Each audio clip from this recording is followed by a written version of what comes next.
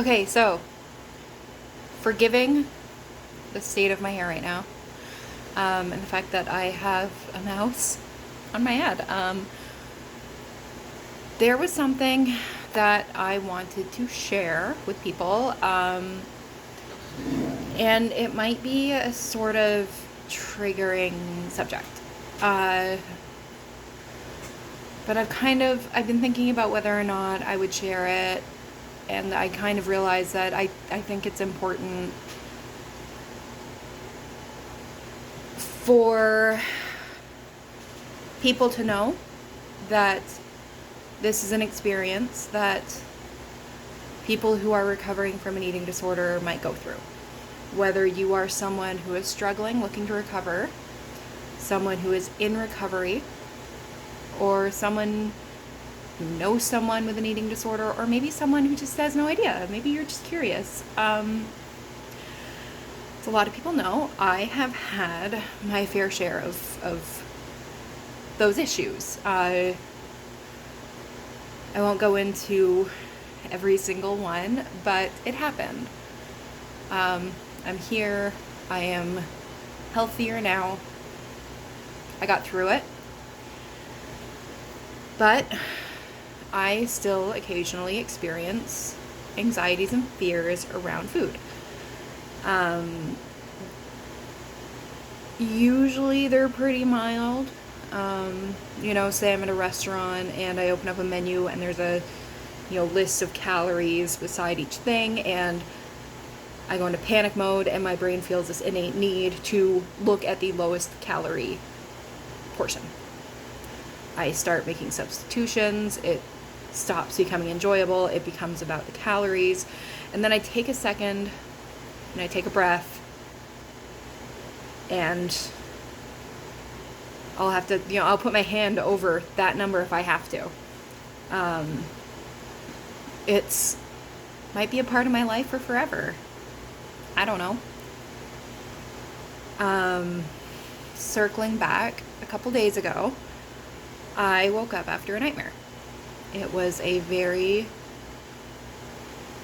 visceral sort of nightmare. I felt it. I smelt things. It was bad. It was a convolution of some memories. Algernon is very slowly inching towards the back of my head, and I'm concerned. Buddy, can you? Hi. If you don't want to be up there, I can let you down, but this gradual progression is very dangerous, eh? Okay, we're coming down. There you go. Good boy. Oh my god, he's so old. He's probably going to start to fall, so I'm going to have to keep an eye on him. Back to the point. Anyway, I woke up, and the first thing I felt was nausea. I wanted to throw up. Not in the bulimic sense, I just felt so sick. As the morning went on, I thought of food and my heart rate went up. The thought of eating horrified me. And people who know me now, at this point in my life, I really love food. I put on weight and I love food. So this was especially scary because it was a flashback to a former version of me. A version of me that was very unhealthy and prone to very self-destructive tendencies. I found myself making excuses to not make food. If I lay in bed just another 20 minutes, then I won't have time, then it's fine. It's not an eating disorder if you run out of time, right? And you just forget? That's fine. FYI, no. I ended up forcing myself up. I fought very hard to get myself into the kitchen, and I made myself food. And my anxiety and self-perception pushed me to drink a lot of water. I drink a lot of water anyway, but a lot of people who have eating disorders feel a need to be, I really don't want to trigger anyone, but I also think it's important. And this is not indicative of every single experience, but the people I most related to feel a need to be clean. Not in germs. I always pictured it like my digestive tract needed to be clean.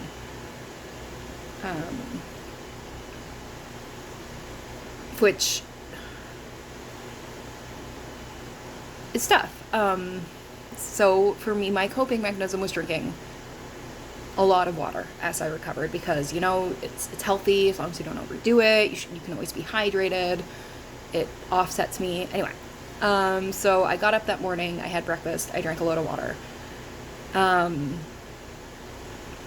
I made it through. And I am very, very proud of myself. I am so proud of myself. Because it's one thing to skip a meal just because, oh, shit, I forgot. It's another thing entirely to build the mentality that I was trying to build.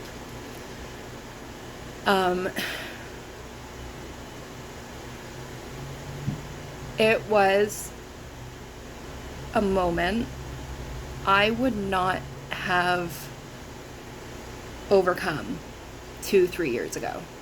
I wouldn't. I can speak pretty.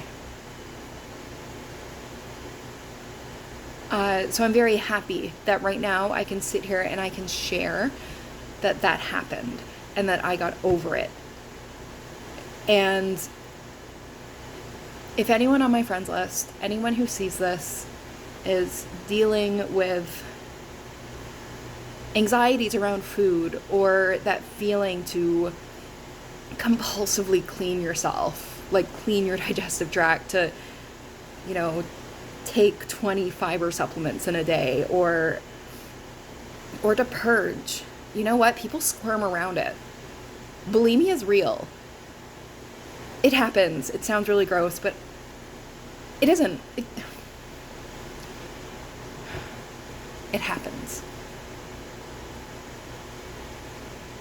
It sucks. It's stressful. Please know, if you are going through any of those things, you'll get there. You'll get through it. Okay? It's okay to recognize that this is not a healthy thing that you're going through. It's okay to sit there and think to yourself, I'm probably going to cut some of this because I'm not a psychiatrist. I'm speaking in a very triggering manner, and I don't mean to. I have learned how to communicate eating disorder in my brain in a way that works for me, but it will not work for other people. I just want to say, this is a very complex issue. I'm very proud of myself because the other day, I made it. I'm very happy for that. If anyone that I know didn't make it through that lump, maybe they consciously skipped a meal because they were scared of the calories, or they purged because they thought they ate too much, or they found they couldn't enjoy an apple because, well, we've gone over our carb limit.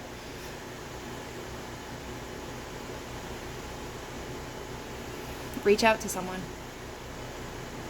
if you can. It's a very eating disorders are very isolating. I have rambled. I'm probably going to cut myself off. Passionate about this. I will probably post more about this concept because I as someone who has come out the other side of an eating disorder, I have seen what pushed me, what kept me there, and what makes me want to go back. And I would like to use my experiences to help people get to the point where if they experience the symptoms, they can get through it. I'm not going to say get over it. I'm not going to say be cured, but they can survive. I have to edit so much of this. Oh my god. Anyway.